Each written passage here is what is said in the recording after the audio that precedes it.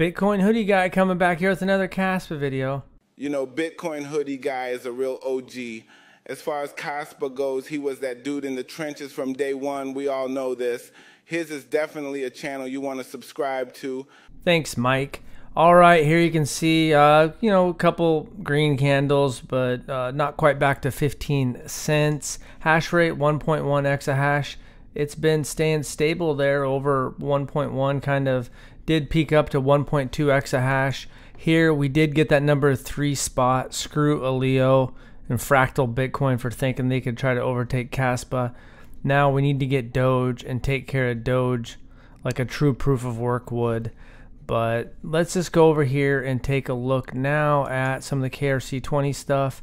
Here you can see some people talking about, and I've seen this with another meme coin. I hate when people put Doge on BNB. Maybe you can trade some wrapped Doge on BNB, but Doge is its own blockchain. Shiba Inu on ETH, Whiff on Sol, Brett on Base, Nacho on Kaspa. I do see a scenario where Nacho maybe is the top one. Other news, you might have seen other people talking about it. It looks like Tangent's going to be working on KRC20 implementation. I did send a little bit of hoodie over there and to mine, and it shows up on cast.fyi and the Wallet Explorer, but it doesn't seem like it's been implemented yet. So you should be fine. If you send something over to a wallet that's not compatible yet, I think they'll all get compatible to KRC20 eventually. But yeah, you look at like Shiba Inu and Whiff on Sol and ETH. They're kind of, I've seen them fluctuate between 2.5% and 3.5% of the mother chain's market cap. So keep that in mind what you think Nacho can do. You can see that Swamp came out of nowhere. Pepe, $4 million, man. I remember it went up to 900,000, back down to like 300,000. You can see $86,000. Not a lot of liquidity there, so you could probably sell $5,000 or $8,000 and not completely move the market, maybe. But there's not a ton of liquidity there. Popcat, $166,000. That one's up 91%. BBYNAC up 108%. So you get some doji, you get some that are moving, some that pop up for a little while. The big dogs that are staying there. Hoodie trading volume is up to $252. Wow, that is amazing. Total fees did jump back up. The total fees are back up to 849,000 Kaspa, which is roughly a little like maybe it's like 12% increase on the daily Coinbase reward. In the last little bit, this person on Reddit was saying, remember, KRC20 memes are one of a kind. As you many know, inscriptions are KRC20s. That there's only one Pepe, where Solana has a bunch of different Pepes, so that's their thesis there.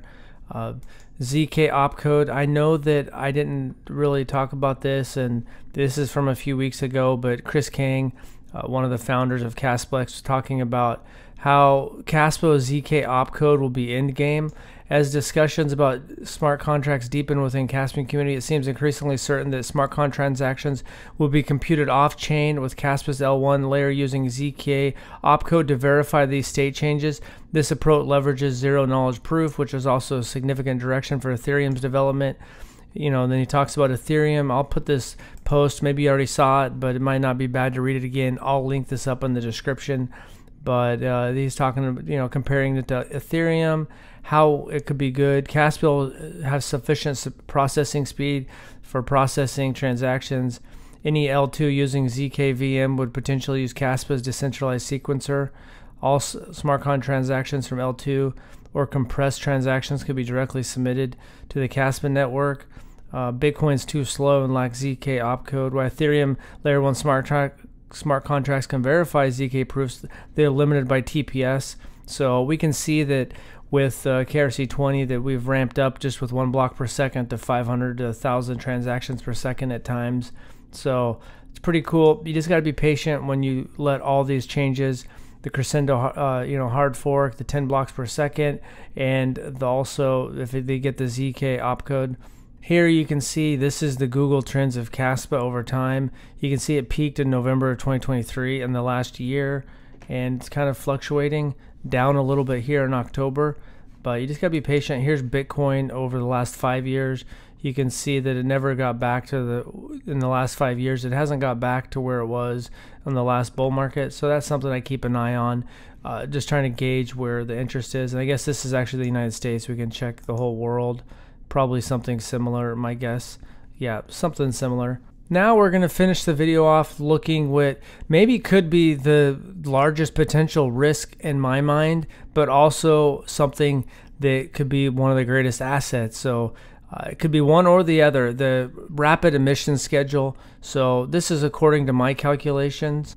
So Kaspa's emissions. So today I'm counting that roughly there's about 6,739,200 Kaspa in Coinbase rewards per day.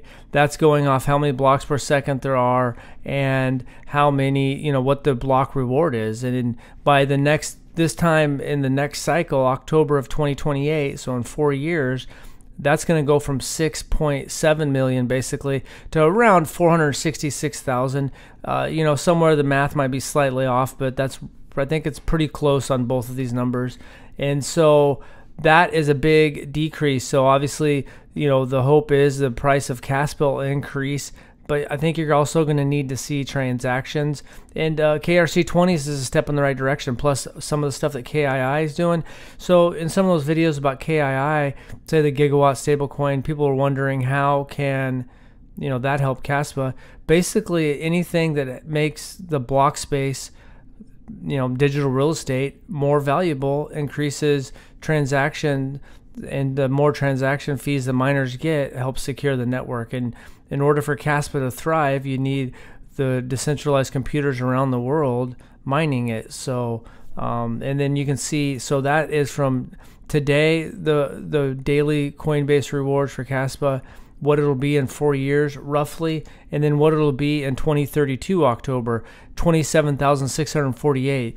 Also, so one, this highlights the fact that Kaspa, it's either going to need to appreciate enough in price that it's, profitable for the miners, or a bunch of transactions so that there's more transaction fees for the miners. But it also highlights how scarce it's going to be. The incoming daily amount for miners to dump is going to be, in 2032, is going to be very small. So that's it. I don't know. I think those numbers are pretty close. You can correct me if I'm wrong, but I think that it's fairly accurate on what the daily rewards will be, excluding any transaction fees. So yeah, it's going to be interesting to see how it plays out. And if the adoption keeps happening, then it's going to get more scarce. And it's going to basically, in 2 cycles, it's going to go from almost 7 million Kaspa per day to 27,648 Kaspa per day. So that supply shock, if you have long-term hodlers, it could be good. So thanks for watching. Have a good day.